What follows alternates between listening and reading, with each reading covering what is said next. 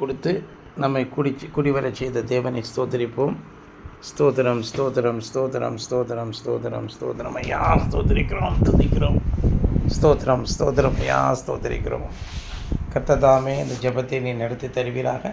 கர்த்தர் அதிசயங்களை செய்கிறவர், நீர் அற்புதங்களை செய்கிறவர், ஆலோசனை தருகிறவர், நீர் எங்களை வழி நடத்துகிறவர் ஐயா. ஸ்தோத்திரிக்கிறோம் ஐயா. நீரே நித்திய பிதா, நீரே வல்லமுள்ள தேவன், நீரே சமாதான பிரபு. ஆண்டவரே உம்மை துதிக்கிறோம் துதிக்கிறோம் துதிக்கிறோம், நேசிக்கிறோம். அது பாதத்தில் விழுந்து சரணடைகிறோம் ஐயா. ஆதியிலே நாங்கள் இடத்தில் கொண்டு வந்த அதே அன்பை புதுப்பித்து தருவீராக. கர்த்தர் பெரிய காரியங்களை செய்துள்ளோம். தொடர்ந்து ஸ்தோத்திரிக்கிறோம் ஸ்தோத்திரிக்கிறோம் ஸ்தோத்திரிக்கிறோம் ஸ்தோத்திரிக்கிறோம் ஐயா ஸ்தோத்திரிக்கிறோம். ஸ்தோத்திரம். ஆறுமுகம் ஜெபம் பண்ணியா? ஆறுமுகம் லைனில் இருக்கியா? ஜெபம் பண்ணு. லைனில் இருக்கியா ஆறுமுகம்? ஜெபம் பண்ணு. சிஸ்டர் நீங்கள் ஜெபிங்க.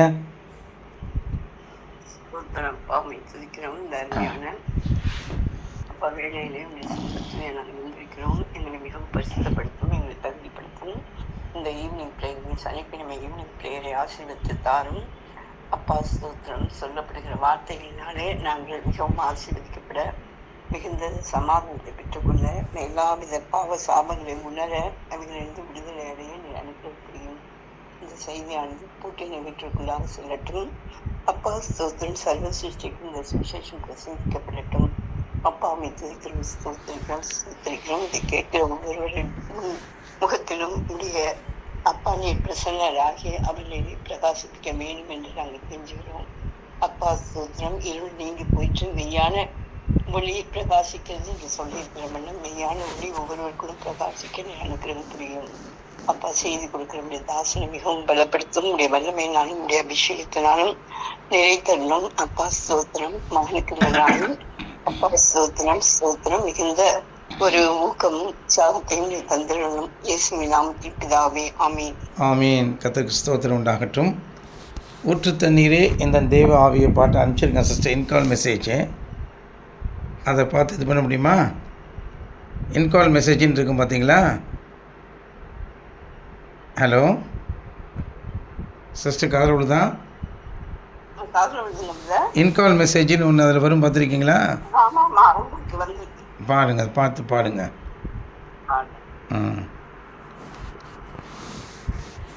ஊற்று தண்ணீரில் தேவ ஆவியே, ஜீவநதியே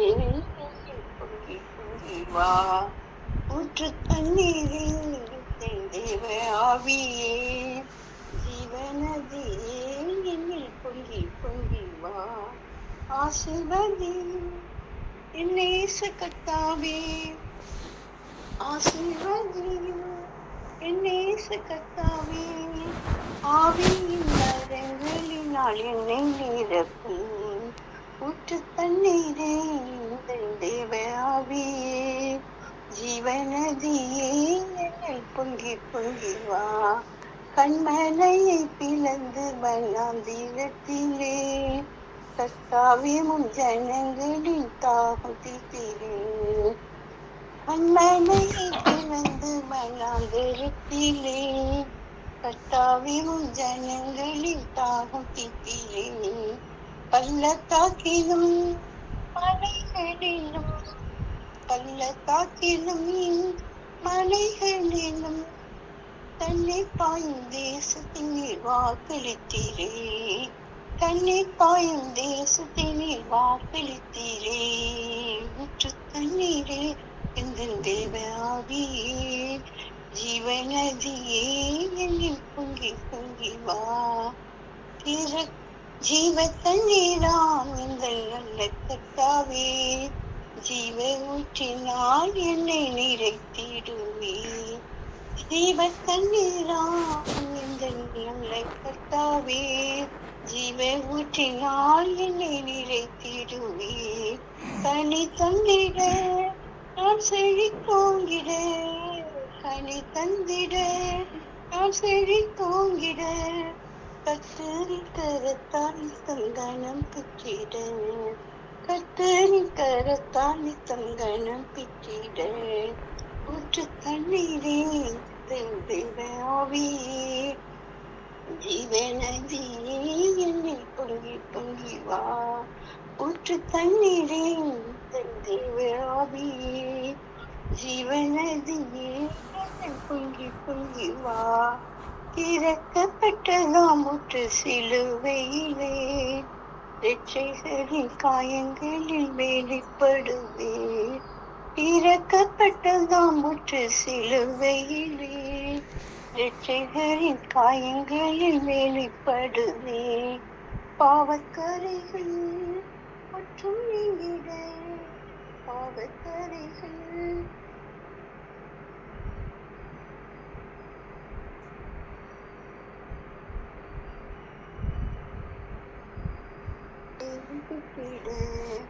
ஊற்று தண்ணீரே தெய்வ ஆவியே ஜீவனதியே பொங்கி பொங்கி வா ஊற்று தண்ணீரே தெய்வ ஆவியே ஜீவனதியே என்னில் பொங்கி பொங்கி வா கிருபை ஊற்றுகள் பெருகிடவே புதுவன் அடைந்து நான் மகிழ்விடவே கிருபை ஊற்றுகள் பெருகிடவே புது பலன் அடைந்து நான் மகிழ்ந்திடவே பரிசுத்தத்தை பயத்துடனே பரிசுத்தத்தை பயத்துடனே பூரணமாக்கிட தேவபலன் தாருமே பூரணமாக்கிட தேவபலன் தாருமே ஊற்று தண்ணீரே இந்த தேவ ஆவியே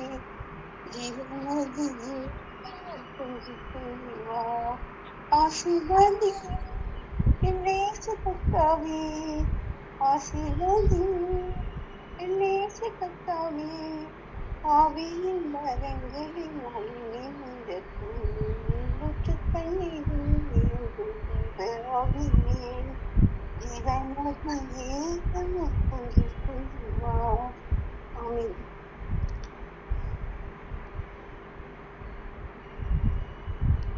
கர்த்தருடைய பரிசுத்த நாமத்துக்கு ஸ்தோத்திரம் உண்டாகட்டும். இப்போ வசனத்தை படிப்போம்.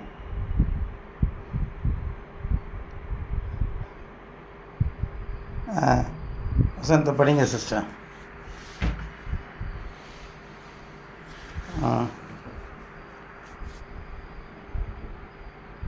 வசனத்தை படிக்கிறீங்களா? படிக்கிறேங்க. உனக்கு விரோதமாக எழும்பும் உன் சத்துருக்களை கர்த்தர் உனக்கு முன்பாக முறியடிக்கப்படும்படி ஒப்புக் கொடுப்பார். ஒரு வழியால் உனக்கு எதிராக புறப்பட்டு வருவார்கள், 7 வழியால் உனக்கு முன்பாக ஓடி போவார்கள். உபாகம் 26:7. ஆகையால் உங்கள் தேவனாகிய கர்த்தரை அன்பு கூர்ந்து மக்களை குறித்து மிகவும் எச்சரிக்கையாயிருங்கள். யோசுவா 23:11. வசனத்தை படித்தோம். வசனத்தில் என்ன சொல்லியிருக்கு? யோசுவா 23:11 உங்கள் தேவனாகிய கர்த்தரில் அன்பு கூறும்படி உங்கள் ஆத்துமாக்களை குறித்து மிகவும் எச்சரிக்கையாக இருங்கள். ஆகையால் அப்படின்னு போட்டிருக்கு. ஆகையால் இங்கிலீஷில் என்ன போட்டிருக்குன்னு பார்ப்போம். So be very careful to love the lord to your god அப்படின்னு சொல்லியிருக்கு. ஏன்னா ஏதோ ஒரு காரியத்தை சொல்லிவிட்டு அப்புறம் சொல்லியிருக்கிறார். அதை போய் அந்த இடத்துல போய் என்னென்ன ஆராய்ச்சி பண்ண போகிறோம். 23:11 யோசுவாவில் 23:11. ஆமாம், அதில் என்ன போட்டிருக்கு? யார் சொல்கிற அந்த விஷயத்த? காலேபு சொல்லுவாரான்னு தெரியல. ஆமாம் யோசுவா தான் சொல்கிறான்னு நினைக்கிறேன். யோசுவா தான் சொல்கிறான். 23:11 என்ன சொல்கிறான்? உங்களில் ஒருவன் 1000 பேரை துரத்துவான். உங்கள் தேவனாகிய கர்த்தர் உங்களுக்கு சொன்னபடி அவர் உங்களுக்காக யுத்தம் பண்ணுவார். ஒருவன் 1000 பேரை துரத்துவான். கர்த்தர் உங்களுக்கு முன்பாக பெரியவைகளும் பலத்தவைகளுமான ஜாதிகளை துரத்தி இருக்கிறார். இந்நாள் மட்டும் ஒருவரும் உங்களுக்கு முன்பாக எதிர்த்து நிற்கவில்லை. இந்நாள் மட்டும் நீங்கள் செய்தது போல உங்கள் தேவனாகிய கர்த்தரை பற்றி கொண்டிருங்கள் அப்படின்னு சொல்லி தேவன் ராஜ்யத்தை சுதந்திரிக்க சொல்கிறார். கர்த்தர் இஸ்ரவேலை சுற்றிலும் இருந்த அவருடைய எல்லா சத்துருக்களாலும் யுத்தம் இல்லாதபடிக்கு இளைப்பாற பண்ணி அநேக நாள் சென்ற பின்பு யோசுவா வயது சென்று முதிர் வயதான போது யோசுவா இஸ்ரவேலின் மூப்பரையும் தலைவரையும் நியாயாதிபதிகளையும் அதிபதிகளையும் மற்ற எல்லாரையும் அழைப்பித்து அவர்களை நோக்கி, நான் வயது சென்று முதிர்ந்தவனானேன். உங்கள் தேவனாகிய கர்த்தர் உங்களுக்கு முன்பாக இந்த சகல ஜாதிகளுக்கும் செய்த யாவையும் நீங்கள் கண்டீர்கள். உங்கள் தேவனாகிய கர்த்தர் தாமே உங்களுக்காக யுத்தம் பண்ணினார். பாருங்கள், யோர்தான் முதல் நான் நிர்மூலமாக்கினவைகளும் மேற்குள்ள பெரிய சமுத்திரம் மட்டும் இன்னும் மீதியாயிருக்கிறவர்களுமாகிய சகல ஜாதிகள் தேசத்தை சீட்டு போட்டு உங்களுக்கு உங்கள் கோத்திரங்களுக்கும் தக்கதாய் சுதந்திரமாக பங்கிட்டேன். உங்கள் தேவனாகிய கர்த்தர் உங்களுக்கு சொன்னபடியே நீங்கள் அவர்களுடைய தேசத்தை கட்டி கொள்ளும்படிக்கு உங்கள் தேவனாகிய கர்த்தர் தாமே அவர்களை உங்களுக்கு முன்பாக துரத்தி உங்கள் பார்வை நின்று அகற்றி போடுவார். ஆகையால் மோசேயின் நியாயப்பிரமாணத்தை பிரயாண புஸ்தகத்தில் எழுதியிருக்கிறதை விட்டு வலதுபுறமாகிலும் இடதுபுறமாகிலும் விலகி போகாமல் அதையெல்லாம் கைக்கொள்ளவும் செய்யவும் நிர்ணயம் பண்ணி கொள்ளுங்கள். உங்களுக்குள்ளே மீதியாயிருக்கிற இந்த ஜாதிகளோடு கலவாமலும் அவருடைய தேவர்களின் பெயரை நினையாமலும் அவைகளை கொண்டு ஆணையிடாமலும் அவைகளை சேவியாமலும் பணிந்து கொள்ளாமலும் இருக்கும்படிக்கு எச்சரிக்கையாயிருங்கள். நீங்கள் இந்நாள் நீங்கள் செய்தது போல உங்கள் தேவனாகிய கர்த்தரை பற்றி கொண்டிருங்கள். கர்த்தர் உங்களுக்கு முன்பாக பெரியவைகளும் பலத்தவைகளுமான ஜாதிகளை துரத்தி இருக்கிறார். இந்நாள் மட்டும் ஒருவரும் உங்களுக்கு முன்பாக நிற்கவில்லை. உங்களில் ஒருவன் 1000 பேரை துரத்துவான். உங்கள் தேவனாகிய கர்த்தர் உங்களுக்கு சொன்னபடி அவர் தாமே உங்களுக்காக யுத்தம் பண்ணுகிறார். ஆகையால் உங்கள் தேவனாகிய கர்த்தரில் அன்பு கூறும்படி உங்கள் ஆத்துமாக்களை குறித்து மிகவும் எச்சரிக்கையாயிருங்கள் அப்படின்னு சொல்கிறார். ஆத்துமாக்களை குறித்து எச்சரிக்கையாக ஜாக்கிரதையாக இருப்பதற்கு ஒரு செய்தியை நமக்கு தேவன் கொடுத்து கொண்டிருக்கிறார். நாம் ஜாக்கிரதையாக இருக்க வேண்டும், கவனமாக இருக்க வேண்டும். அதை குறித்து டிலிஜென்ஸ், அக்கறையோடு நாம் இருக்க வேண்டும் என்று தேவன் எதிர்பார்க்கிறார். இது எப்படின்னு கேட்டிங்கன்னா, இந்த ஜீவ யாத்திராகமத்தில் நமக்கு ஒரு தேவன் ஒரு யாத்திராகமத்தை கொடுக்கிறார். பழைய ஏற்பாட்டிலே யாத்திராகமம் அவர்களுக்கு ஒன்று இருந்தது. அதை குறித்து எழுதப்பட்டு நமக்கு அறிவிக்கப்படுகிறது. இப்பொழுது இருக்கக்கூடிய யாத்திராகமம் இப்பொழுது ப்ரெசன்ட் டென்ஸில் போயிட்டுருக்கு. பழைய ஏற்பாட்டில் இருக்கக்கூடிய யாத்திராகமம் ப்ரெசன்ட் டென்ஸில் போய் அது பாஸ்ட் டென்ஸாக வேதமாக எழுதப்பட்டது. இப்பொழுது ப்ரெசன்ட் டென்ஸாக இது நடந்து இந்த காரியம் நடந்து கொண்டிருக்கிறது. முதலாம் யாத்திராகமம் தான் நாம் படித்து கொண்டிருக்கோம், ஃபஸ்ட்டு எக்ஸோடஸ். இப்பொழுது நடந்து கொண்டிருப்பது தேர்ட் எக்ஸோடஸ். ஆமாம், இஸ்ரவேல் ஜனங்கள் பயணித்தது முதல் எக்ஸோடஸ். அதுக்கப்புறம் புதிய ஏற்பாடு ஆரம்பித்த பொழுது அது ஒரு எக்ஸோடஸ், ஆதி அப்போஸ்தல காலம், அது ஒரு எக்ஸோடஸ். இப்பொழுது நடந்து கொண்டிருப்பது தேர்ட் எக்ஸோடஸ்.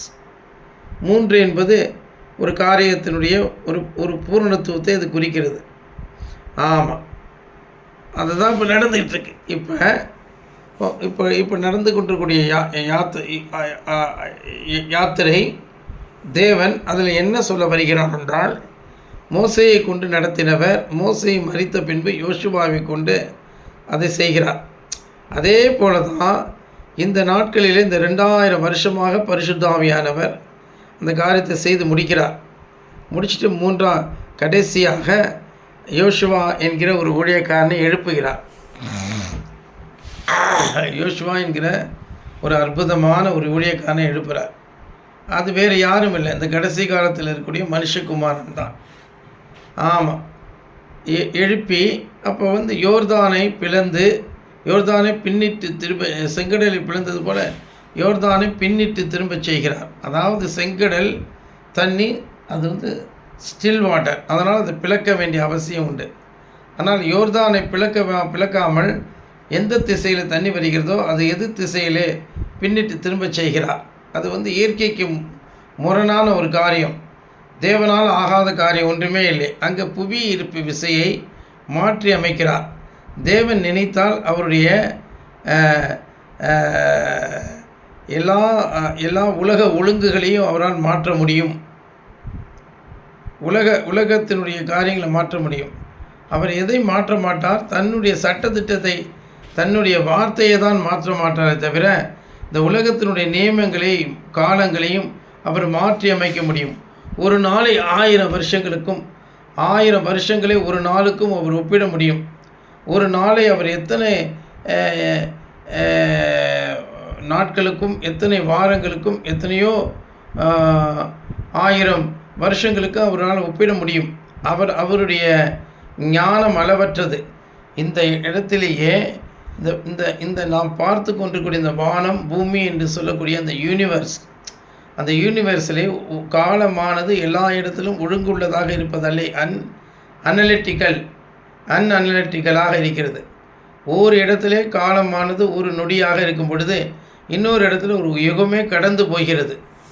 அப்போ காலம் என்பது ஒரு விதமான ஒரு டெலூஷனாக அது காணப்படுகிறது.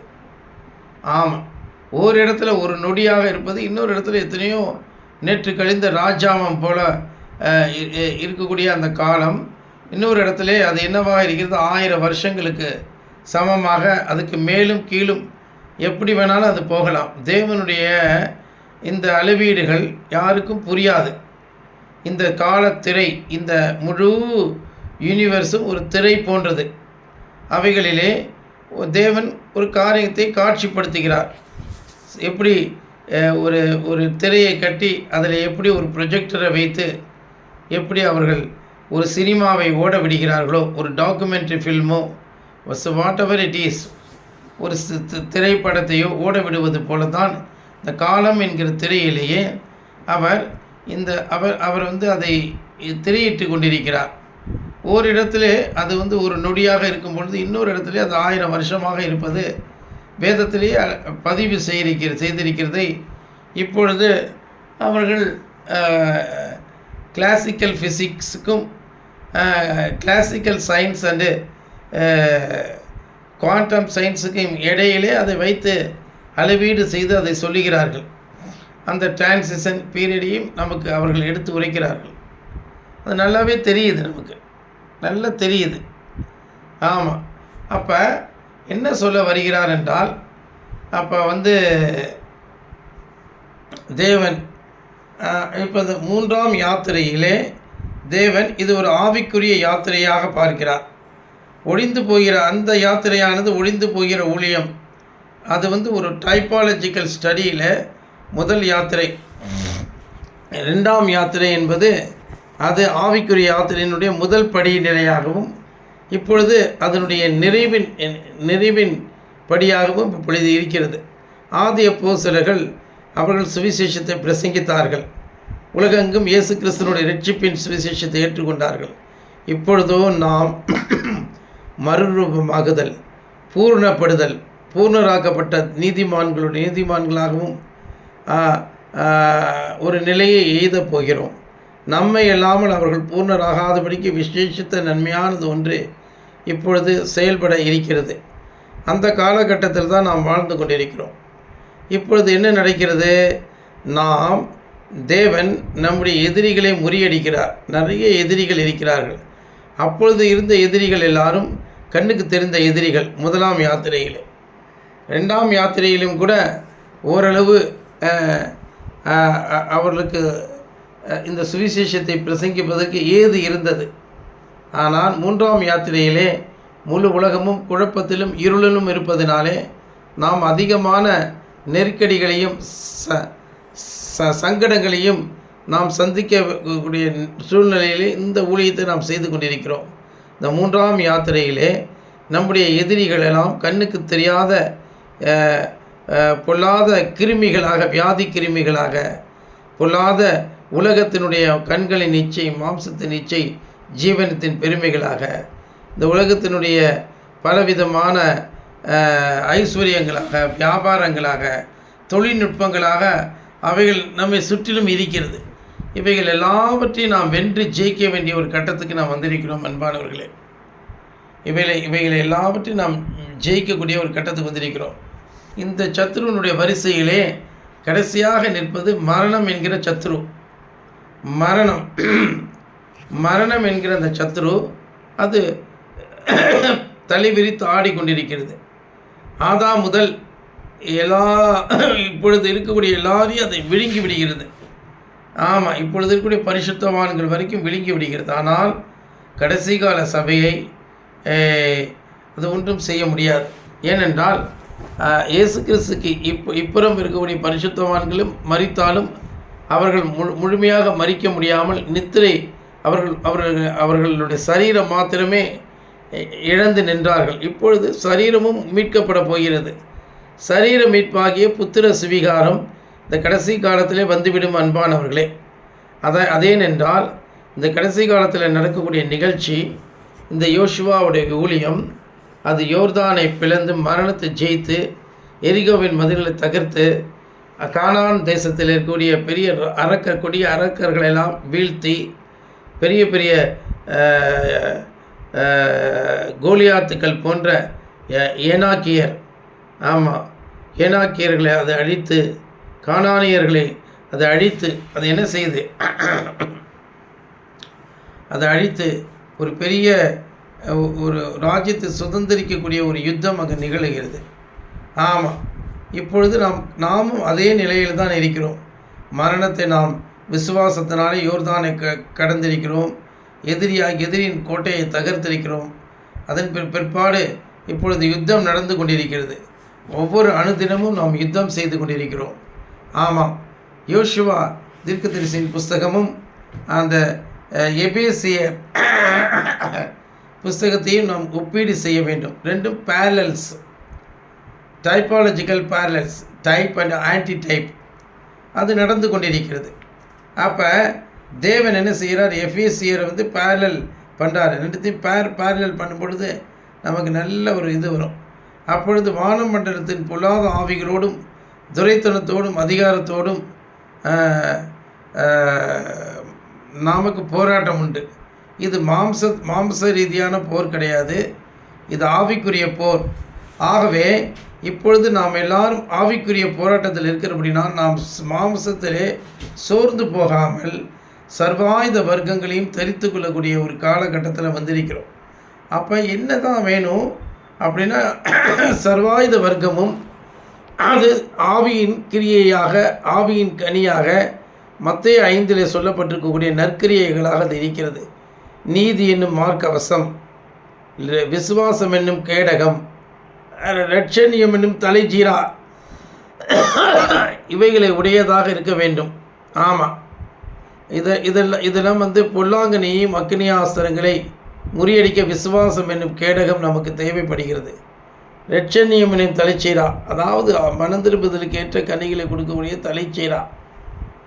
ஆமாம், அதுக்கப்புறம் நீதி என்னும் சத்தியம் என்னும் அரைக்கச்சை, இவைகளெல்லாம் தரித்தால் பிசாசானவனை நாம் முறியடித்து விடலாம். ஆவியின் பட்டயம் வசனங்கள் எல்லாமே என்னன்னு கேட்டிங்கன்னா, நாம் நீதி உள்ளவர்களாக விளங்குகிறோம். சுரேஷை போல கோழையாகி தன் மனைவிக்கு பயந்து நாசமாய் போய் நிற்பது அல்ல அன்பானவர்களே. ஆமாம், சுரேஷ் போல நம்ம என்ன செய்யக்கூடாது, நாசமாய் நிற்பது அல்ல. ஆமாம், நாம் எல்லாரும் வாழ்க்கையில் தோல்வி அடைந்தது போல இருக்கும், நம்மக்கிட்ட பணம் இல்லாதது போல இருக்கும். ஆனாலும் அப்பொழுதும் தேவன் நம்மோடு இருக்கிறார். நம் உடலிலே வியாதி வந்தது போல இருக்கும், அப்பொழுதும் தேவன் நம்மோடு இருக்கிறார். ஆமாம், நாம் இன்னும் பரிசுத்தம் இல்லாமல் இருப்போம், அப்பொழுதும் தேவன் நம்மோடு கூட தான் இருக்கிறார். ஆனாலும் தேவன் நம்மளை பரிசுத்தமாக்கி கொண்டிருக்கிறார். நம்மை விட்டு எல்லாரும் தூரமாக சென்று விடுவார்கள், அப்பொழுது தேவன் நம்மோடு இருக்கிறார். வியாதிகள், பலவீனங்கள், வறுமை, தரித்திரம், கடன் தொல்லை, இவைகளெல்லாம் நம்மை பயமுறுத்தும், அப்பொழுதும் தேவன் நம்மோடு கூட இருக்கிறார். யுத்தம் செய்கிறோம், வானமண்டலத்தின் பொல்லாதாவிகள் இரவு நேரத்தில் நம்மளை தூங்க விட்டாது செய்யும், அப்பொழுதும் தேவன் நம்மோடு கூட இருக்கிறார். ஆமாம், விஷ ஜந்துக்கள் நம்மளை சுற்றி பிசாசு கொண்டு வருவான், அப்பொழுதும் தேவன் நம்மோடு கூட இருக்கிறார். ஆமாம், எல்லா எதிரிகளையும் எல்லா சத்துருக்களையும் அவர் முறியடிக்கிறார். ஒரு வழியாய் வரும், 7 வழியாய் ஓடிப்போகும் என்று நாம் பார்க்கிறோம். ஆம் அன்பானவர்களே, நாம் கலங்க வேண்டாம், கவலைப்பட வேண்டாம், துக்கிக்க வேண்டாம், வேதனைப்பட வேண்டிய அவசியமே இல்லை. நாம் எல்லாரும் மிகுந்த ஊக்கமாக உற்சாகமாக இருந்து பிசாசை துரத்துவோம். தேவனிடத்தில் நாம் அன்பு கூறுவோம். நம்மளோட ஆத்துமாக்களை குறித்து எச்சரிக்கையாக இருப்போம். தேவனிடத்தில் அன்பு கூறுதல் என்றால் மத்தேயு 5:8 நாம் நடந்து வர வேண்டும். இடுக்கமான வாசல் வழியாய் வர வேண்டும். அழுகையின் பள்ளத்தாக்கின் வழியாக கடந்து வர வேண்டும். அவர் மீது இன்னும் விசுவாசத்தையும் நம்பிக்கையும் அன்பையும் நாம் கூட்ட வேண்டும். உறுதியை காண்பிக்க வேண்டும். மறுதளிக்கக்கூடாது, ஆத்திரப்படக்கூடாது, அறிவிடக்கக்கூடாது. ஆராதனைக்கு வந்து சேர வேண்டும். உத்தமமாய் ஒவ்வொருவரும் காணப்பட வேண்டும். அன்பானவர்களே, ஆகவே நம்முடைய ஆத்துமாக்களை குறித்து எச்சரிக்கையாக இருப்போம். ஆத்துமா நாம் அவிசுவாசத்தை போய்விடக்கூடாது, உலகத்தை இச்சிக்கக்கூடாது, பின்வாங்கி போகக்கூடாது. சுரேஷை போல, செல்வத்தை போல உண்மையான ஊழியத்தையும் ஐக்கியத்தை விட்டு பிரிந்து போகக்கூடாது. நாம் ஜெயிப்போம். நம்மை சுற்றி இருக்கக்கூடிய எல்லா சபைகளும் ஒழிந்து போவதை நாம் பார்ப்போம். அவர்களெல்லாம் உண்மையான சுவிசேஷத்தை உடையவர்கள் அல்ல. சுற்றிலும் இருக்கக்கூடிய எல்லா சபைகளும் கம்ப்ளீட்டாக இடிக்கப்படும்.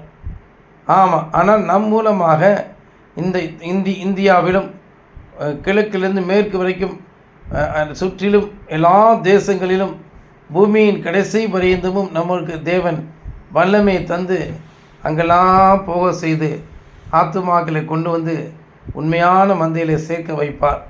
திறந்த வாசல் நமக்கு இருக்கிறது. இந்த ஊழியத்தை ஒருவரும் தடை செய்யவே முடியாது. பிரிந்து சென்றவர்கள் வந்து வருவார்கள். இச்சகம் பேசி அடங்குவார்கள். அந்நியர்களும் இச்சகம் பேசி அடங்கும்போது நம்மை விட்டு பிரிந்து சென்ற சகோதரர்கள் எவ்வளவு அதிகமாக அடங்குவார்கள். உங்களிடத்தில் மாத்திரமே கர்த்தர் உண்டு என்று சொல்லிக்கொண்டு அவர்கள் வந்து சேர்வார்கள். நாம் முட்டாள்தனமாக இராதபடிக்கு நாம் உத்தமமாக காணப்படுவோம். உத்தமமாக தேவனை தேடுவோமாக. ஆகவே நாம் தளர்ந்து போக வேண்டாம். ஒரு வழியாய் வந்த எதிரிகள் எல்லாரும் 7 வழியாய் ஓடி போவதும், அது வியாதியாக இருந்தாலும் 7 வழியாக ஓடி போகும். மனுஷரில் இருந்தாலும் 7 வழியாக ஓடி போவார்கள். நமக்கு வந்துக்கூடிய பிரச்சனைகள் எல்லாம் 7 வழியாக ஓடிப்போய் பிரச்சனையே இல்லாத ஒரு சமாதானம் உள்ள ஒரு வாழ்க்கையை வாழ்வோம். அன்பானவர்களே, நம்முடைய ஆத்துமாவை மாத்திரம் நாம் தேவனை தேடுவதிலே, ஸ்தோத்தரிப்பதிலே, துதிப்பதிலே, உபவாசம் இருப்பதிலே தளர்ந்து போகாமல் ஒருவருக்காக ஒருவர் உதவி செய்வதிலும் ஜெபம் அணிவதிலும் ஊக்கமாகவே காணப்படுவோமாக. கர்த்தர் தாமே நம்மை ஆசீர்வதிப்பாராக. அதுதான் இன்றைய செய்தியாக இருக்கிறது. ஆகவே ஒரு வழியாய் வருகிற எதிரி 7 வழியாக ஓடி போவார்கள். இந்த இடத்திலே நாம் வாசித்தது போல ஒருவன் 1000 பேரை துரத்துவான். அந்த பலத்தை தேவன் நமக்கு தருவார். ஆகவே நாம் கலங்க வேண்டாம். வேத வாக்கியங்களெல்லாம் ஆமென்றும் ஆமேன் என்றும் தேவ ஆவியினாலே அருளப்பட்டு ஆமென்றும் ஆமேன் என்றும் சொல்லப்படுகிறது. நாமும் ஆமேன் என்று சொல்லுவோம். ஆமாம், ஆவியும் மனவாட்டியும் வா என்கிறார்கள், கேட்கிறவனும் வா என்பானாக என்று சொல்லியிருக்கபடி நாம் எல்லாவற்றையும் ஏற்றுக்கொண்டு ஆம் என்றும் ஆமேன் என்றும் சொல்லுவோம். கர்த்தர் தாமே ஆசீர்வதிப்பாராக. ஆறுமுகம் ஜெபியா.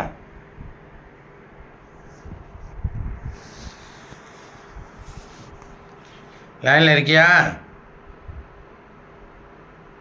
துதிக்கிறோம் தகப்பனே, இந்த மாலை வேலைக்காக நன்றியோடு துதிக்கிறோம். ஸ்தோத்திரம் ஸ்தோத்திரம் ஸ்தோத்திரம். இயேசு கிறிஸ்துவின் ரத்தம் ஜெயம், இயேசு கிறிஸ்துவின் ரத்தம் ஜெயம், இயேசு கிறிஸ்துவின் ரத்தம் ஜெயம், இயேசு கிறிஸ்துவின் ரத்தம் ஜெயம். இந்த மாலை வேலை ஆசீர்வதியும். அப்பா சோதரிக்கிறோம். செய்தி கேட்கிற சகோதர சகோதரிகள் ஒவ்வொருவரையும் பலப்படுத்துகிறாங்க. ஒவ்வொருவரும் சோர்ந்து போகாமல் நற்கிரியை செய்ய கனமும் மகிமையும் அழியாமையும் தேடுகிற அளவுக்கு எங்களுக்கு நித்திய ஜீவனை தருகிற வல்லமுள்ள தேவன், நீர் எங்களுக்கு எங்களோடு பேசுகிறபடியால் உங்களுடைய தாசனை கொண்டு நீர் உரைக்கிற இந்த வார்த்தை, இந்த சத்தம் எல்லாமே நீர் ஆதி முதல் நீர் ஆண்டவரை கொடுக்கும் வார்த்தை. இதை கேட்டு நாங்கள் மனம் திரும்புவோமாக. உண்மையாய் உண்மை தொழுது கொண்டு உங்களுடைய நாமத்தை கனம் பண்ணபடி உங்களுக்கு ஸ்தோத்திரிக்கிறோம் ஸ்தோத்திரிக்கிறோம் ஸ்தோத்திரிக்கிறோம். நீரே மெய்யான தேவன். அப்பா ஸ்தோத்திரிக்கிறோம். எங்கள் சபையின் பிரிந்து போன எல்லா ஆத்த மக்களும் இந்த செய்தியை கேட்கிறத இருதயத்தை தந்து நீர் வழி நடத்துகிறாங்க. செய்தி உங்கள் தாசனை பலப்படுத்தும். நாளை ஞாயிற்றுக்கிழமை ஆராதனை ஆசீர்வதிக்கப்படுத்தும். இயேசுவின் நாமத்தால் பிதாவே. ஆமென். நல்ல தெய்வமே, இம்மட்டுமாய் ஆண்டவரே ஸ்தோத்திரம். நல்ல பாடல், செய்தி, எச்சரிப்பு, ஆசீர்வாதம், நன்மை எல்லாவற்றையும் தந்தபடினால் ஸ்தோத்திரம். இந்த செய்தியை கேட்குற மனுஷர்கள் ஒவ்வொருவரும் ஞானம் அடையட்டும், அறிவடையட்டும். ஜீவனுக்கென்று நியமிக்கப்பட்டவர்கள், மனவாட்டி சபைக்கென்று நியமிக்கப்பட்டவர்கள் விசுவாசிக்கட்டும். அவர்களை சென்று அடையட்டும். ஆண்டவரே, இந்த சபையில் இருக்கக்கூடிய ஜனங்கள் நீ வியாதியாக இருக்கக்கூடாது, வறுமையில் இருக்கக்கூடாது, தரித்திரத்தில் இருக்கக்கூடாது, கடன் தொல்லையில் இருக்கக்கூடாது. அவர்களுக்கு இருக்கக்கூடிய எல்லா நிந்தனைகளும் நீங்க வேண்டும், நிர்பந்தங்களும் நீங்க வேண்டும், சமாதானம் உண்டாகட்டும். மாபெரும் வெற்றியை பெற்றுக்கொள்வோமாக. மரணத்தை ஜெயிப்போமாக. எங்களுக்கு மரணமே இல்லை ஆண்டவரே. இந்த சாவுக்கு எதுவான இந்த சரீரம் சாவாமைக்கு ஒப்பாக மறுரூபமாகும். அழியாமையை தரித்து கொள்ளும். அழிவுக்கு எதுவான இந்த அழியாமையை தரித்து கொள்ளும். மரணம் ஜெயமாக விழுங்கப்படும். ஆமாம் ஆண்டவரே, எல்லா சத்துருக்களும் இப்படியாக முறியடிக்கப்படுவார்கள். கழுகுகளைப் போல எழும்புவோம். நடந்தாலும் சோர்ந்து போக மாட்டோம், ஓடினாலும் இளைப்படைய மாட்டோம். ஆண்டவரே ஸ்தோத்திரம். அப்படிப்பட்ட ஒரு மேன்மை எங்களுக்கு உண்டாகும் என்று அறிந்து ஸ்தோத்திரிக்கிறோம். இப்படியாக எங்களுடைய ஆத்துமா பூர்ணராகி இதுக்கு முன்பு மரித்த பரிசுத்தவான்களும் பரிபூர்ணப்பட்டு கல்லறையிலிருந்து எழும்பி வருவதை நாங்கள் பார்ப்போம். நாங்களும் உயிரோடு இருக்கக்கூடிய நாங்களும் அவரோடு கூட செல்வோம் என்று நாங்கள் அறிந்திருக்கிறோம். அப்படியாக இந்த சுவிசேஷமானது, இந்த சபையானது இந்த ஆலயத்தை கட்டி முடித்து கர்த்தருடைய கண்கள் ஆசையாய் பார்த்து கொண்டிருக்கிறதல்லவா, ஆவலாய் ஆண்டவர் அக்கறையாய் பார்த்து கொண்டிருக்கிறதல்லவா. ஆகவே அப்படியாகவே இந்த சபை பூர்த்தியாகி நிறைவடைந்து சர்வ லோகத்தையும் வென்று சர்வ சிருஷ்டிகளுக்கும் சுவிசேஷத்தை பிரசங்கித்து சகல ஜாதிகளை சீஷராக்கி உம்மிடத்திலே உத்தமமான ஆத்துமாக்களை அழைத்து வர கர்த்தர் கிரியை செய்யும். இந்த தொழுத்தில்லாத வேறு ஆளுகளையும் கொண்டு வரட்டும். ஒரே மந்தையும் ஒரே மேய்ப்பனாகட்டும். இயேசுவின் நாமத்தில் ஜெபிக்கிறோம் பிதாவே. நாளை தினம் ஆராதனை பொறுப்படுத்தி கொண்டு வழி நடத்தும். பிள்ளைகளை அழைத்து வந்து சேர்ப்பீராக. இயேசு கிறிஸ்து நாமத்தில் ஜெபிக்கிறோம் பிதாவே. ஆமேன். கர்த்தர் நம் ஜெபத்தை கேட்டபின் நன்றியோடு ஸ்தோத்திரிப்போம். ஸ்தோத்திரம் ஸ்தோத்திரம் ஸ்தோத்திரம் ஸ்தோத்திரம் ஸ்தோத்திரம் ஸ்தோத்திரம் ஸ்தோத்திரம் ஸ்தோத்திரம் என்று சொல்லுகிறோம். இயேசு நாமத்தில் பிதாவே. ஆமேன்.